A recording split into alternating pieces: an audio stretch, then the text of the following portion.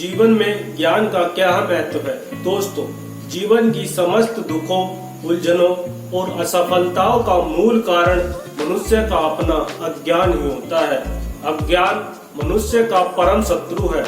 आचार्य चाणक्य ने कहा है, अज्ञान के समान मनुष्य का और कोई दूसरा शत्रु नहीं है। हितोपदेश में भी आया है कि अज्ञानी लोग थोड़ा सा काम शुरू करते हैं किंतु बहुत ज्यादा व्याकुल हो जाते हैं। शेक्सपियर ने भी लिखा है, अज्ञान ही अंधकार है।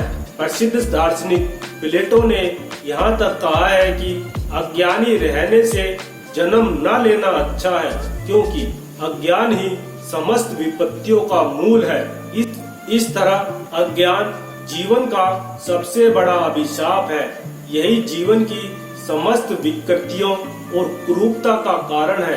कुरूपता का संबंध मनुष्य की शारीरिक बनावट से नहीं, जितना अज्ञान और अविद्या से उत्पन्न होने वाली बुराइयों से है।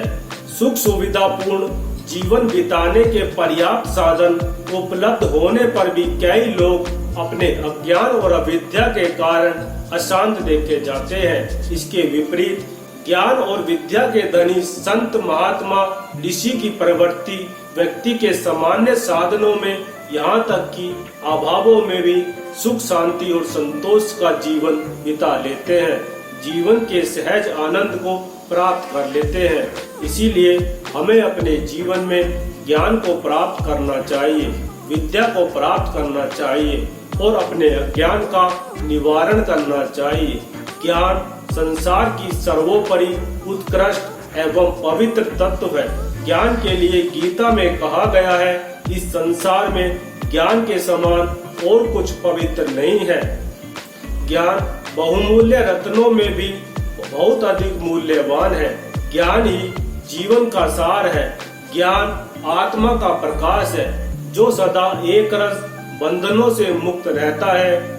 ज्ञान मनुष्य के चरित्र और व्यवहारिक जीवन को उत्कृष्ट बनाता है। सर डब्ल्यू टेम्पल ने लिखा है, ज्ञान ही मनुष्य का परम मित्र है और अज्ञान ही परम शत्रु है। बेकन ने कहा है, ज्ञान ही शक्ति है। इस तरह ज्ञान जीवन का सर्वोपरि तत्व है। ज्ञान विद्या जीवन का बहुमूल्य धन है।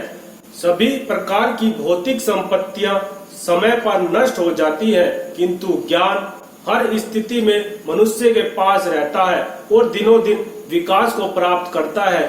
ज्ञान अमोघ शक्ति है। ज्ञान का प्रकाश बिंदु है, जो मनुष्य को सभी द्वंद्वों से, उलझनों से, अंधकारों की दीवारों से निकालकर शाश्वत पथ पर अग्रसर कर देता है। भगवत गीता में भगवान श्री कृष्ण ने कहा है, हे अर्जुन, जैसे प्रज्वलित अग्नि ईंधन के भस्म कर देती है, वैसे ही ज्ञान रूपी अग्नि संपूर्ण अशुभ कर्मों को जलाकर नष्ट कर देती है। ज्ञानी कर्म में लिप्त और आसक्त नहीं होता है, वरन तटस्थ शांत निष्काम भाव से अपने कर्तव्य में लगा रहता है। इसीलिए वह कर्म बंधनों से मुक्त हो जाता है। महर्षि वेद व्यास जी ने लिखा है, ज्ञान जीवन का सत्य दर्शन ही नहीं कराता, वरन मनुष्य को बोलना सिखाता है, व्यवहार करना सिखाता है। संत विनोबा भावे जी ने कहा है, मनुष्य जितना ज्ञान में घुलता जाएगा, उतना ही वह कर्म के रंग में रंगता चला जाएगा। ज्ञानी अपने कर्मों को अधिक उत्कृष्टता के साथ कर सकता है, बजाय एक अज्ञानी के। कर्म को पोषण देने वाला ज्ञान ही वस्तुतः सच्चा ज्ञान है। जो कर्म त्याग या अकर्मण्य की ओर प्रेरित करे, वह ज्ञान अज्ञान और अविद्या ही है। स्वर्ग नरक मनुष्य के ज्ञान और अज्ञान का ही परिणाम है।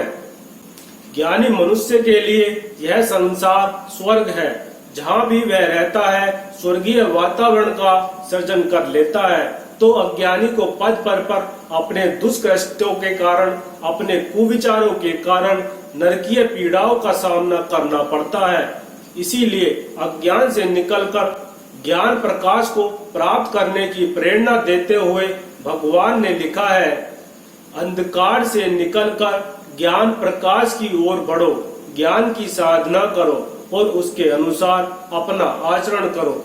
अपने उपार्जित ज्ञान से दूसरों का मार्गदर्शन करना ज्ञान यज्ञ कहा गया है, जिसे सर्वोत्कृष्ट बताते हुए गीता में भगवान श्री कृष्ण ने कहा है, हे परम तप, द्रव्य यज्ञ से ज्ञान यज्ञ श्रेष्ठ है, क्योंकि जितने भी कर्म है वह सब ज्ञान में ही समाप्त होते हैं। ज्ञान दान सर्वोपरि पुण्य है, शुभ कार्य है। पदार्थ, धन, सामग्री से किसी सीमा तक ही किसी की सहायता की जा सकती है और लेने वाला इनका दुरुपयोग करके उल्टी अपनी हानि ही करता है। किंतु ज्ञान दान मनुष्य का स्थायी रूप से भला करता है, उसे जीवन जीने में सहायक बनाता है। इसीलिए ज्ञानी का सबसे बड़ा वृद्ध माना गया है, चाहे वे कितनी ही उम्र में छोटा क्यों न हो। महर्षि व्यास ने तो यहाँ तक कहा है कि कोई सिर के बाल सुवेद होने से वृद्ध नहीं होता है। बालक होकर भी यदि कोई ज्ञान संपन्न है तो वही वृद्ध माना जाएगा। शास्त्रकारों ने, मनुष्यों ने जिस ज्ञान और शिक्षा के संचय और प्रचार की आवश्यकता पर बल दिया था, वह यह स्कूली शिक्षा नहीं है जो आजकल हमें स्कूलों में पढ़ाई जाती है। इसे तो लौकिक जीवन का साधन संपन्न बनाने की दृष्टि से प्राप्त करना ही चाहिए। लोग अपने आप प्राप्त भी करते रहते हैं। इस लौकिक आवश्यकताओं की ही एक अंश तक पूर्ति हो सकती है, पर अपनी आत्मा का कल्याण, आत्म संतोष प्राप्त करने एवं दूसरों को अंधकार से छुड़ाकर सदाचार और शांति के मार्ग पर ले चलने की शक्ति जिस ज्ञान में है वह लौकिक नहीं आध्यात्मिक ज्ञान है।